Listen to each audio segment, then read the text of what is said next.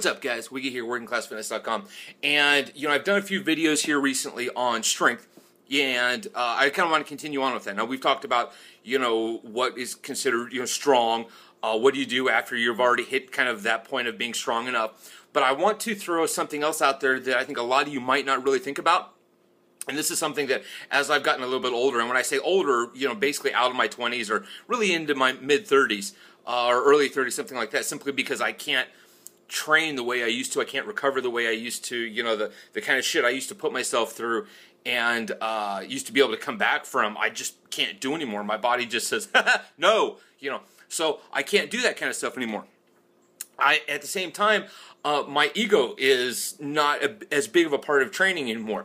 I don't, I used to, when I was younger, I used to look forward to leg day, and I used to look forward to a heavy and hardcore squat workout, and I didn't look forward to it for the workout itself. What I actually looked forward to was after the workout and the next day, and I looked forward to, walking around looking like some sort of a, invalid or something else like that, and the jelly leg thing to where, sitting down on the toilet, that was the kind of stuff I looked forward to. I used to look forward to being sore because that was, in my head, that was, how I associated knowing, oh man, this is how I'm getting better. This is how I'm moving forward. This is how I'm, insert badass wannabe thing here, right?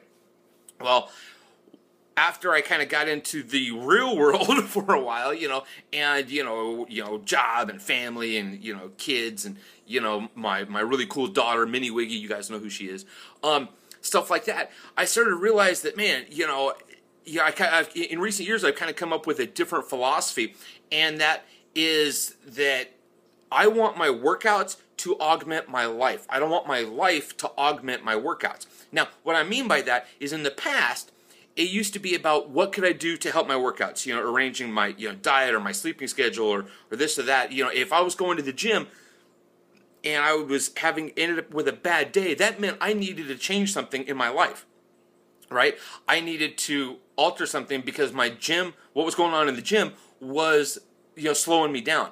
Well, I don't want that anymore. I want the other way around. I don't want to go to the gym and have what's going on in the gym slow me down in life because I've got too many things in life I need to do. Right, and it goes that way no matter what you're doing. Whether you're let's say a student and you've got, let's say you're a whatever full-time student, anywhere from high school to doctoral studies. If you're doing that, you've got to be able to think and concentrate and study and do all the shit you got to do there. If you're just working a job, especially if you do any kind of a manual labor physical job, you can't be on your ass all the time. You can't be tired and sore and worn out. You've got to be able to produce at your job because that's how you make your money. That's how you pay your bills and put food on the table. If you're an athlete, especially if you're a fighter, you can't be going into your skills work or your actual practices or into your sparring or grappling, beat up and tired and sore all the time. Because if you are, once you actually get into your competition, that's the shit that's going to win. That's, in fact, in fighting, it's not even just about winning. That's what's going to keep you from getting your ass kicked. So you've got to take kind of a different point of view on it and say, oh, well, having, what goes on in the gym isn't the most important thing. I've got to have the stuff in the gym help me everywhere else.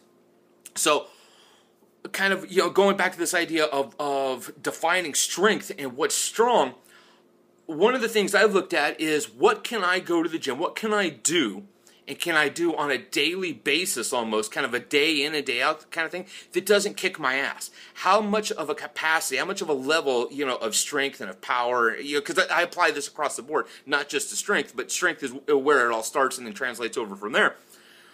What can I do that allows me to keep on going, if that makes sense? So, and I'll just give you kind of a crazy example, or just a hypothetical example.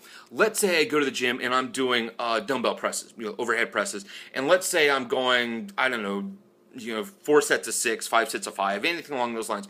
And let's say I'm doing them with 75 pounders. Okay, now I can crank those out. They're not easy, but yet they're not overly hard either. Maybe 75% effort, something else like that. I can get all my reps in. I can be fairly explosive with it.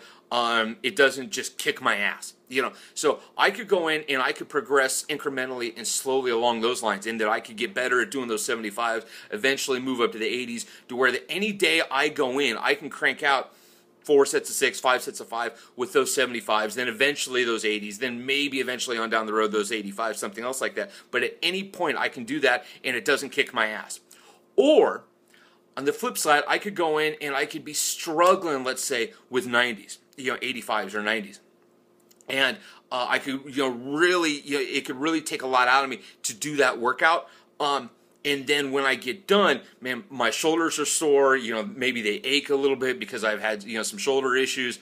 It's, whatever. Basically, it just takes a lot out of me, and it takes me a couple days to recover. Let's say my entire shoulder girdle, not just, the deltoid muscles itself, but everything, part of the pushing parts of the upper body.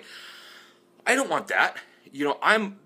I much rather want to go for the former, the first third. It's something that I can go in and do day in and day out, even if it's not quite to the same capacity.